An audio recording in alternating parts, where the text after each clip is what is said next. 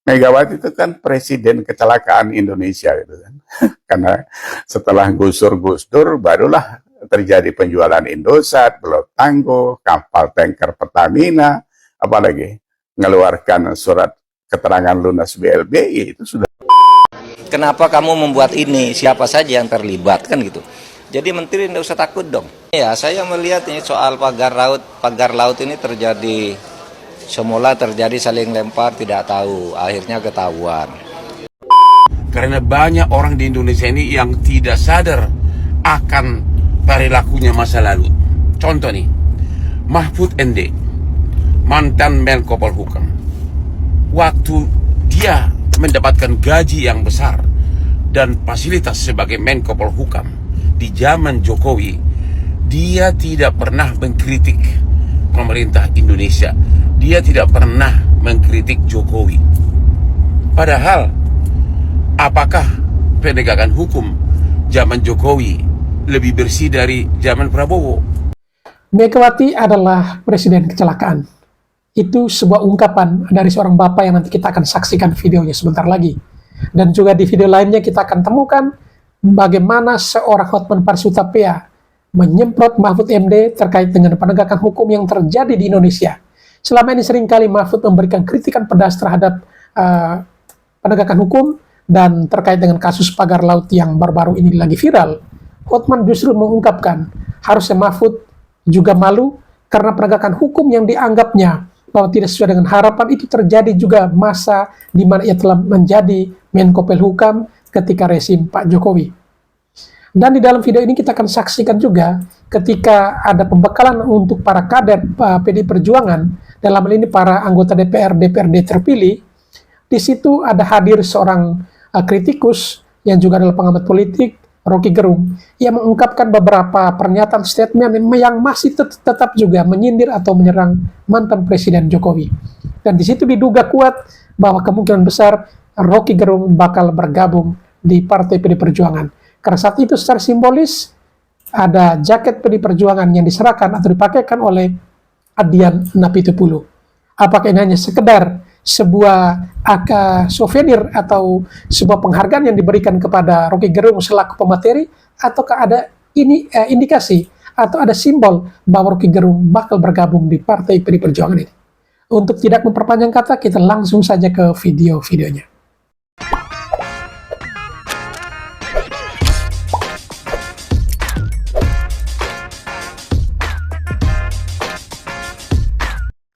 Megawati itu kan presiden kecelakaan Indonesia gitu kan. Karena setelah gusur Gus Dur barulah terjadi penjualan Indosat, Blok Tangguh, kapal tanker Pertamina, apalagi mengeluarkan surat keterangan lunas BLBI itu sudah puluhan ratusan kali bahas semua pengamat. Nah, jadi kalau di benchmark nggak ada apa-apanya, nggak usah lagi di benchmark dengan Megawati. Kan.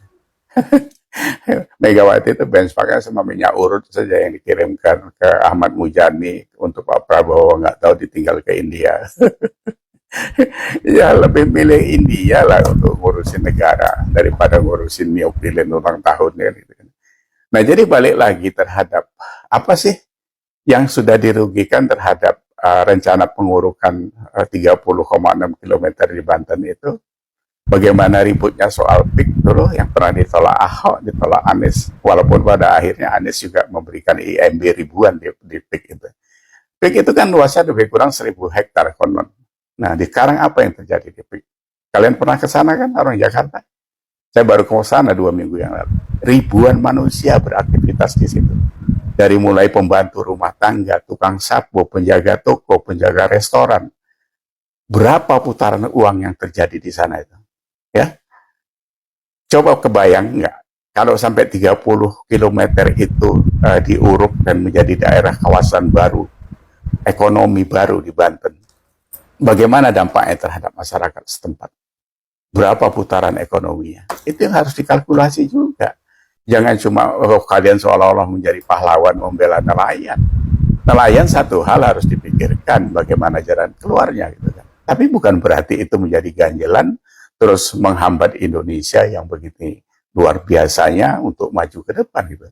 Masa kalian nggak tahu bahwa Jawa ini dihundi oleh 60% masyarakat Indonesia? 154 juta di sini. Kepadatan Jakarta itu 16.000 orang. Dibandingkan kepadatan penduduk Jawa ini yang cuma 841 orang per kilometer. Itu kan harus dikasih wadah yang baik untuk cari makan, untuk beraktivitas. Jadi dibutuhkan mungkin tambahan lahan-lahan baru untuk daerah industri, untuk daerah pariwisata, untuk daerah hiburan, untuk daerah macam-macam. Saya dengar juga konon peak itu nanti akan ada dibangun sirkuit F1 dan sebagainya. Dan perencanaannya sampai ke sana. Kenapa kamu membuat ini? Siapa saja yang terlibat kan gitu. Jadi menteri tidak usah takut dong. Ya, saya melihat ini soal pagar laut ini terjadi, semula terjadi saling lempar tidak tahu, akhirnya ketahuan. Lalu sekarang nampaknya kementerian itu pada takut mengungkap. Itu kan masalahnya sederhana ya. Sederhana itu, laut itu tidak boleh dikapling, laut itu tidak boleh dikeluarkan HGB. Ternyata keluar HGB, jelas itu adalah pelanggaran hukum. Nah sekarang apa sulitnya mengungkap itu? Oh menterinya takut, tidak perlu takut kalau menteri tidak terlibat. Kan selalu aja di kementerian ada kejahatan yang dihukum dirjennya, kepala kanwil, itu biasa. Jadi menteri yang sekarang nih, menteri ATR BPN itu kan mengeluarkan sertifikat ratusan tuh. Itu gampang maksudnya, ambil satu sertifikat siapa yang tanda tangan. Lalu menteri tidak harus ikut disalahkan karena di dalam hukum itu ada namanya delegasi kewenangan. Yang mempunyai delegasi kewenangan itulah yang ditangkap pertama lalu tanya, kenapa kamu membuat ini? Siapa saja yang terlibat kan gitu. Jadi menteri tidak usah takut dong. Kemarin saya juga melihat di mana itu di DPR Bu siapa? Bu Titik Soeharto memimpin rapat kan minta penyelesaian ke Pak KKP Trenggono, ditawar 20 hari, ada yang tidak setuju, belum tentu selesai 20 hari. Itu belum tentu selesai proses hukum pidananya. Kalau untuk tahu bahwa itu salah, itu tidak perlu 20 hari, seminggu aja bisa.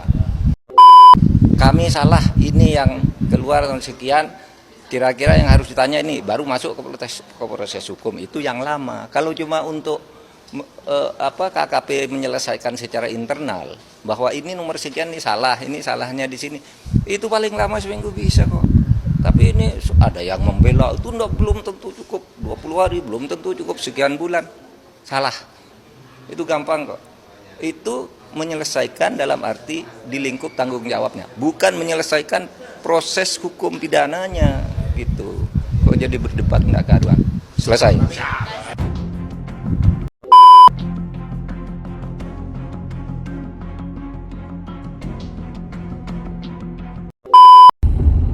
Himbauan kepada para pedagang di pasar-pasar kaki lima dan pasar-pasar rakyat.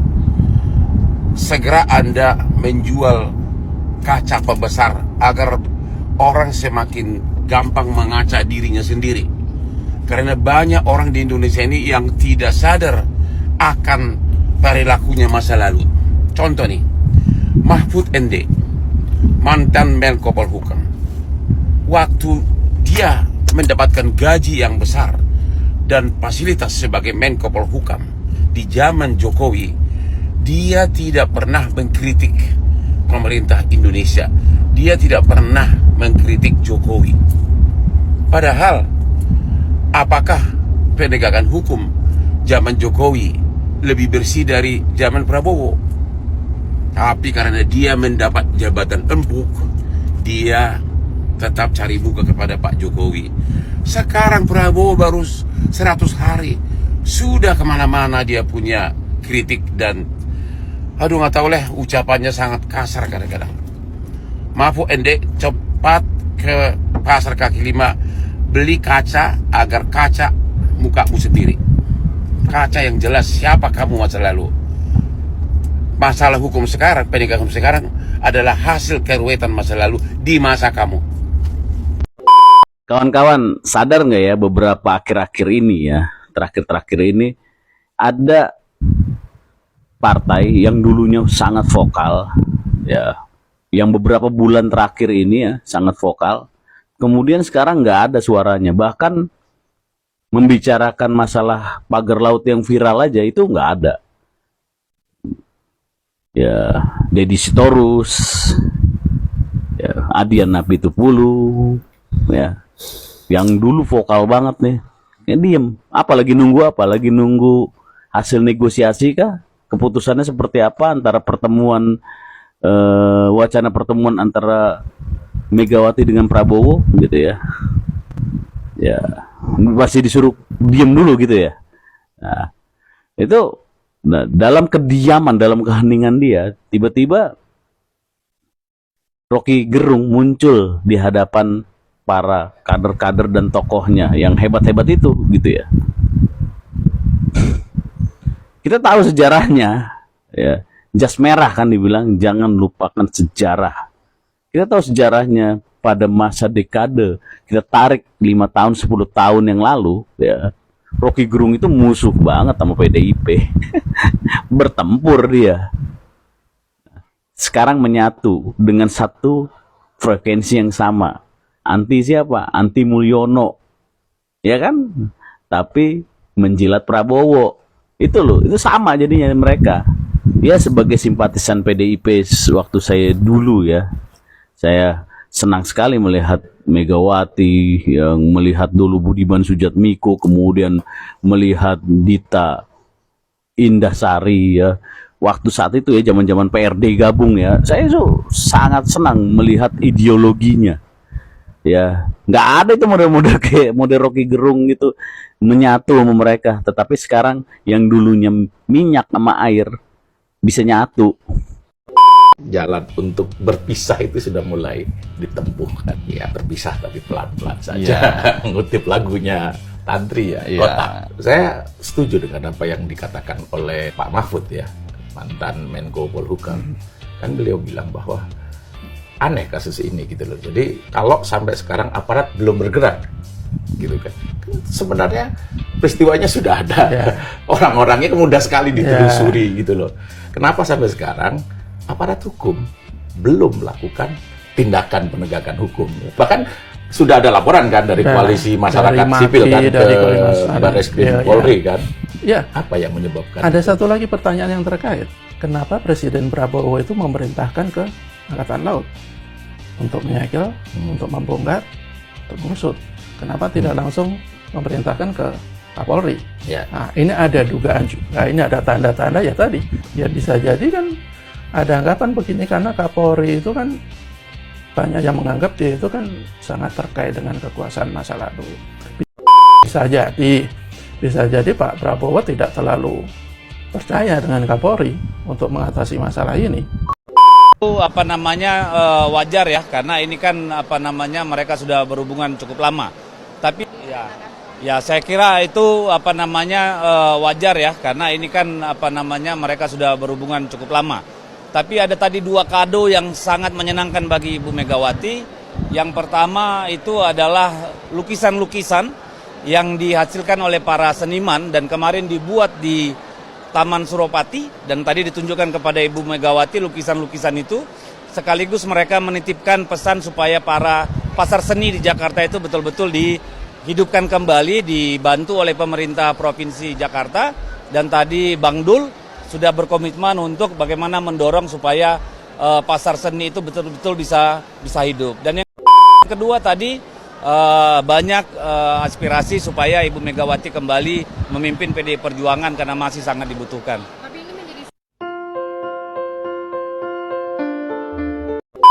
Izin melaporkan Bu Mega. Siap. Kapan Bu Mega ke KPK Bu? Patok kata saya dengan tersangka. Kalau itu ditangkap saya datang. Ya, saya nggak bohong. Kenapa? Saya ketua umum, bertanggung jawab kepada warga saya. Dia adalah sekjen saya. Kami menduga memang kasus ini lebih terlihat seperti terhadap sekjen DPP PDI Perjuangan. Dan keseluruhan proses ini sangat kental aroma politisasi hukum dan kriminalisasi. Waduh, piye iki Bu Mega? Tuh lihat Pak Hasto, sekjen Ibu itu loh Bu. Udah jadi tersangka Bu. Ibu katanya mau datangin KPK kapan, Bu? Langsung dong, Bu, di preskon biar kami jadwalkan. Tapi aku kaget dan sekaligus salut kawan-kawannya dengan partai PDIP karena sikapnya yang sangat solid. Gimana nggak aku bilang partai PDIP sangat solid dengan Pak Hasto? Karena pernyataan di dalam konferensi PDIP itu sangat membela Pak Hasto. Ya kan dibilang ini politisasi lah. Padahal politisasi terhadap apa lagi? Pilkada udah selesai. Ya kan pilpres udah selesai. Terus Pak Hasto juga bukan gubernur, wali kota, bupati, atau anggota DPR atau menteri kan bukan. Ya kan hanya rakyat biasa.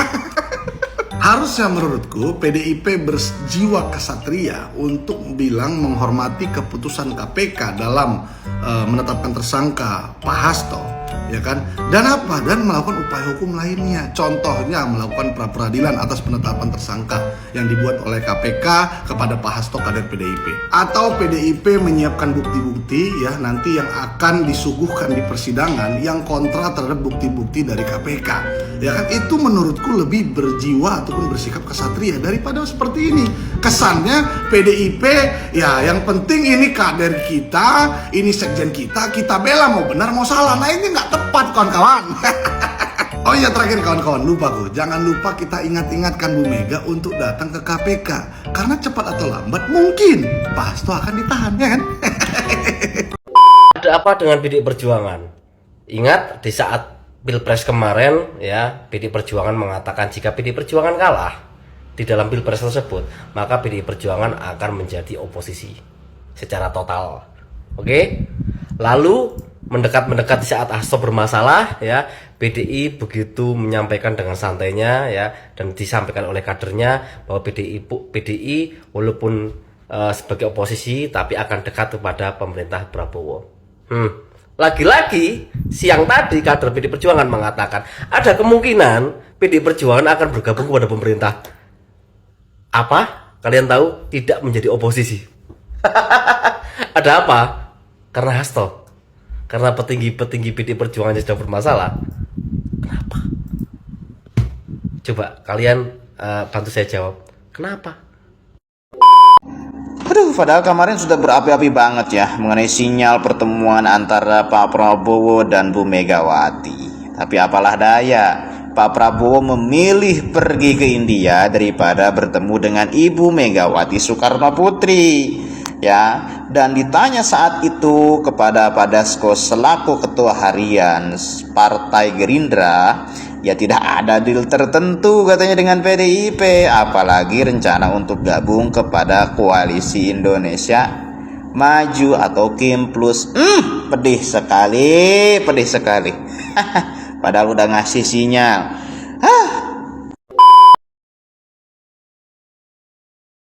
Tapi para pengkhianat harus kita ingat terus karena mereka beranak pinak.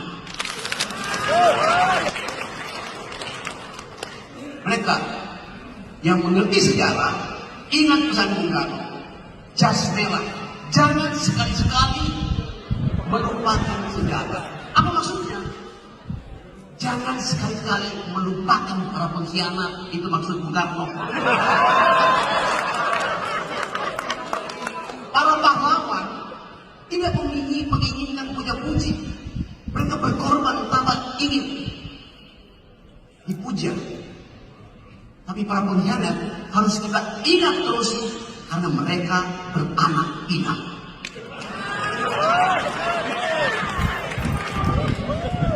Atau lebih tepatnya beranak dan bermenantu.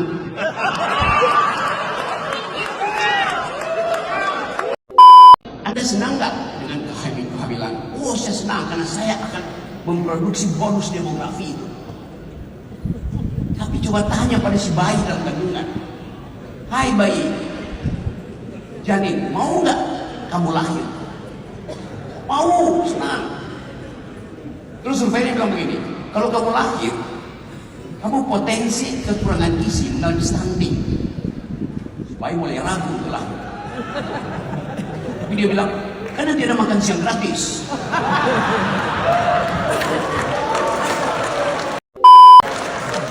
Tapi makan siang gratis itu buat anak SD. Buat bayi Yang stunting, gizi ibunya yang harus dipenuhi. Tanya lagi pada si bayi, oke, kamu mau lahir dengan potensi stunting, oke, tapi kamu anggap akan ada makan siang gratis. Tapi masih ada satu hal, bayi, kalau kamu lahir, begitu kamu keluar dari rahim ibumu, kamu sudah dibebani utang sebanyak 50 juta rupiah per bayi. Supaya nanya, utang itu dibuat untuk apa? Untuk membayar biaya kereta api cepat, untuk membayar biaya IKN. Baik, itu boleh bertanya, siapa yang bikin utang itu?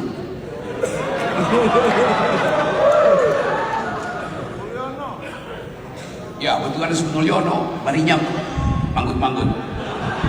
Bayinya pura-pura paham, tapi karena dia belum bisa sebut dengan kalimat yang baik, dia bilang pura-pura paham alias fufu-fafa.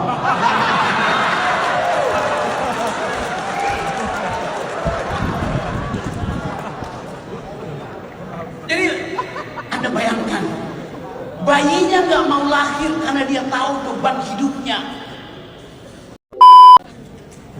Lain kalau bayi itu ditanya, oke, saya mau lahir di 2029, berarti dia minta dirawat di rahim ibunya selama 5 tahun. Kenapa? Karena menunggu 2009 pemimpinnya dari PDIP.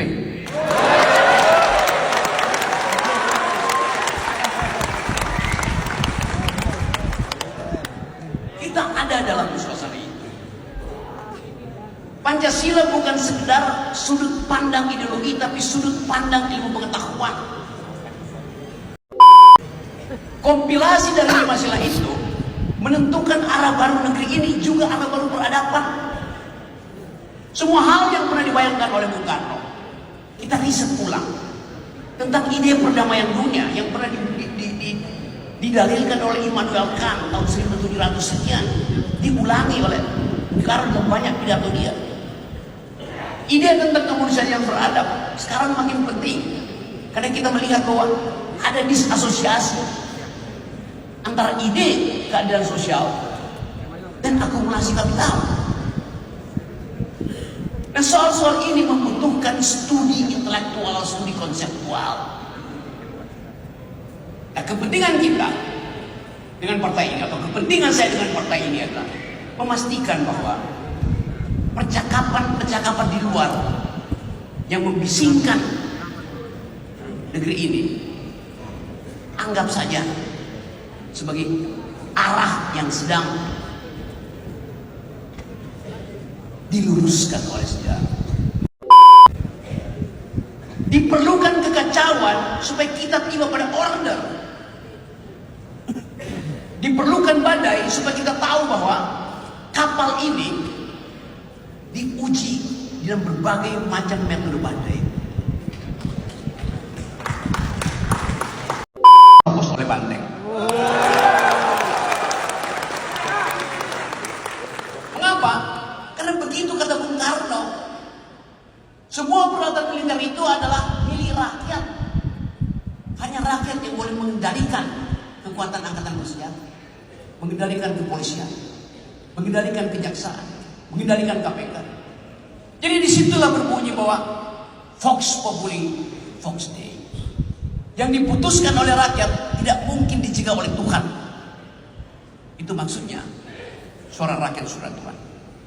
Jadi ada beberapa hal yang dibicarakan karena ini kan pertemuan kita melakukan konsolidasi dengan seluruh anggota Dewan Perwakilan Rakyat Daerah dan provinsi dari seluruh Indonesia. Ada sekitar 3.214 yang hadir. Jadi kita memang materi-materi yang dibawakan adalah bagaimana supaya teman-teman di daerah itu mengerti proses pemerintahan, proses keuangan, ya, dan juga mengerti bagaimana melakukan fungsi-fungsinya secara baik. Karena kalau dilihat itu hampir 50% anggota DPRD kabupaten dan provinsi itu adalah wajah-wajah baru anak-anak muda yang baru bergabung dengan partai, sehingga kita perlu untuk memberikan mereka lebih banyak amunisi. Jadi ini pertama dan seterusnya akan ada pelatihan-pelatihan lanjutan untuk mereka-mereka yang menjadi anggota legislatif di daerah dan provinsi. Oke, Adian, terima kasih. Oke, teman-teman, saya pakai jaket PDIP. Ini bukan gratifikasi. Ini bukan gratifikasi, tapi ini antisipasi untuk dapat KTP.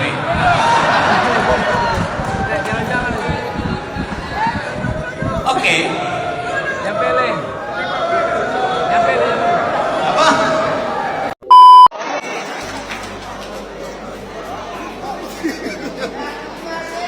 Ini malam luar biasa karena biasanya sebelum ber-KTA dia pakai jaket PD Perjuangan dulu. Biasanya tahapnya seperti itu. Biasanya tahapnya pakai jaket PD Perjuangan, pakai KTA, 2029 bisa potensial nyalek. Oke, teman-teman.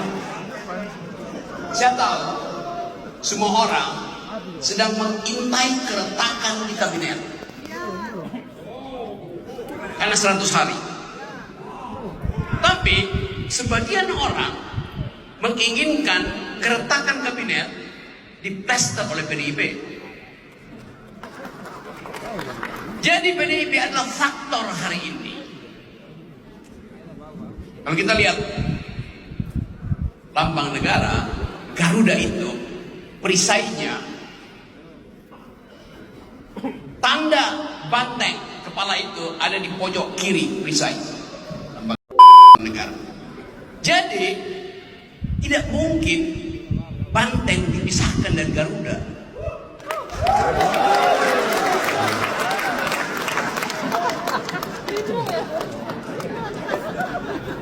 Garuda hanya disebut Garuda kalau perisainya ada banteng di sebelah kiri. Terangkan pada teman-teman Gerindra maksud saya.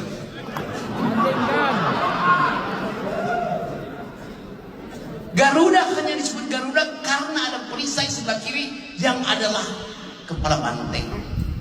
Jadi banteng menentukan. Karena itu jangan sekali-sekali pagari banteng. Mereka yang mengerti sejarah ingat pesan Bung Karno, jas merah, jangan sekali-sekali melupakan sejarah. Apa maksudnya? Jangan sekali-kali melupakan para pengkhianat, itu maksud Bung Karno. Para pahlawan tidak menginginkan puja-puji. Mereka berkorban tanpa ingin dipuja. Tapi para pengkhianat harus kita ingat terus karena mereka beranak pinak.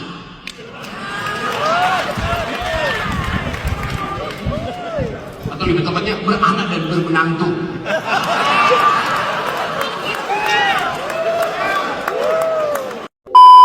Kenapa? Nah justru karena itu kita mengundang beberapa menteri untuk hadir. Nah lu sekarang cari muka ya. Sekarang berlomba-lomba cari perhatian kepada Pak Prabowo. Sekarang pengen gabung ke pemerintahan Prabowo Gibran. Sekarang kalian jadi bawahan si Gibran. Nah lo, pastinya kalau kalian gabung, kumpul untuk kerja kelompok, pasti kan ada Gibran ikut gabung sama kalian. Kemarin kalian jelek-jelekkan Gibran sama Pak Jokowi, kan? Sekarang saya cari muka dong, terus Pak sama si Gibran. Meludah lidahnya dijilat kembali. Aduh, kemarin kalian berkoar-koar soal pemecatan keluarga Pak Jokowi dari PDIP. Sekarang kalian cari muka. Harusnya kalian jangan mau gabung lah pemerintahan Pak Prabowo, karena kan ada Gibran wakilnya. Mau cari posisi aman. Aduh, sekarang kalian kan lagi diobok-obok masalah tuh. Kemarin-kemarin kan sudah ketangkap masalah kasus EKTP yang di Singapura itu ya, yang di Singapura itu ya. Aduh. Aduh, maunya diusut. Lah, aku pengen kali loh. Mak Banteng diusut selama dia jadi presiden itu. Apa-apa aja yang telah dirugikan Mak Banteng, uang negara, ya kan? Aduh. Sekarang aduh berlomba-lomba PDIP. Sekarang Mak Banteng sibuk ngasih hadiah ke Pak Prabowo. Biar ditutup kasusnya. Karena bahaya loh. Kasusnya Harun Masiku itu ada sangkut pautnya juga. Masalah Mak Banteng. Masalah kasus Bang BLBI itu loh. Udahlah, gak usah gabung-gabung lah kalian, nanti bahaya. Biar jangan diobok-obok PDIP ya kan. Ada seru dong nanti. Jadi bawahan si Gibran kalian kan. Kalian tengok-tengok tuh nanti wajah si Gibran. Aduh. Padahal kalian benci nengok si Gibran. Ternyata sekarang pengen gabung. Alah. Kasian kali aku nengok PDIP sekarang. Aduh, ketakutan.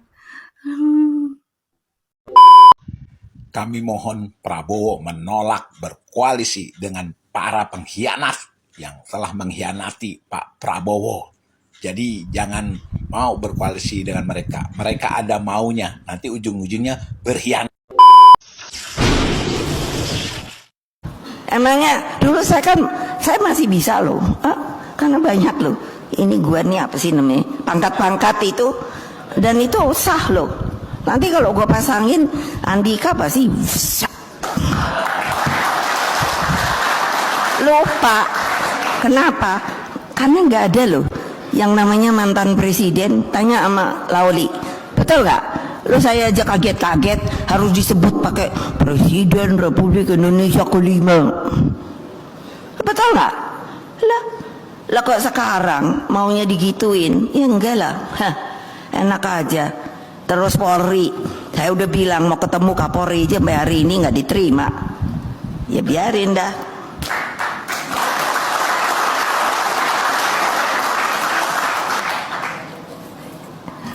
Kali Kapolrinya juga rada-rada gemeter kali. Loh ya ngapain sih orang nerima saya aja? Saya nggak makan orang kok. Kan saya mau nanya, saya ingin tahu argumentasinya beliau bahwa kok yang saya bilang saya warga negara sah, rakyat saya tentu juga sah, partai saya juga sah. KPU memberikan keputusan kita boleh ngikut pemilu, ya terang dong saya boleh nanya, kenapa kok gua aja yang digubrak-gubrak gitu loh. Ya ini kan kalian nggak berani ngomong, ibu aja ngomong relax. Ya saya nggak punya beban. Apa? Terus mau diapa? Mau ditarget? Mau ditangkap? Apa dunia nggak akan horek Presiden Republik Indonesia ke-5 gitu? Saya ini banyak temen loh, bukannya mau ngomong loh. Di dunia ini saya banyak temen loh, cuman aku kan diem aja gitu loh. Mereka nih semuanya pada nanya loh, Mega, what happened in your country? Emangnya terus aku pikir, ngapain nanya sama gue ya? Mestinya sama yang lain dong. Lo jangan ketawa, tahu nggak? Biar gue anak presiden asli, tapi gue nggak kayak gitu, tahu? Gitu loh, masa kita nih mau ngobrak-ngabrik pula? Yang namanya kekuasaan tuh emang enak loh. Ada kereta bayi, isinya saya, ada susternya kan, sebelah saya aja. Aku bilang, doh ilah baru sak pintil gini, apa? Pengawal. Gile nggak? Kenapa? Karena saya anak presiden. Wah, siapa yang nggak kepingin digituin? Biarin agak nostalgia dikit. Tahu nggak bunyi? Enak toh? Apalagi kalau dibikin rujak bebek gitu ya. Jadi kakak saya tuh yang nakal. Terus bilang, buninya lagi berbuah, diliatin. Oh iya, naiklah kita, duduklah di atas pohon. Dari jauh, mulai toh. Kan kalau Bung Karno mau jalan, ngeliatin kebon atau apa, pasti kan udah, itu ada satu regu tuh. Udah pit gitu. Waduh, kita liatin. Bapak gue udah mau datang nih. Mau turun, pasti nggak sempat gitu kan. Apa nih ya siasatnya gitu. Wah, turun nih, gitu. Padahal tadinya di atas udah makan kan, enak. Gitu kan, Bapak saya datang. Terus lagi ngapain? Enggak, cuma ngobrol-ngobrol di bawah pohon gitu kan. Oh iya, enak ya, rindang ya. Sambil, iya kayaknya lagi banyak buahnya gitu kan. Ternyata apa? Lupa. Kalau habis makan buni, mulut nih kena birunya. Jadi bapak saya tahu kita habis nyolong. Lo jangan ketawa, tahu nggak? Biar gua anak presiden asli, tapi gua nggak kayak gitu, tahu? Baik sahabat sekalian, demikianlah beberapa buah video yang coba saya reaksi pada kesempatan kali ini, dan kepada para sahabat sekalian yang ingin berkomentar silahkan tulis di kolom komentar. Sekian, terima kasih dan sampai berjumpa kembali di video selanjutnya.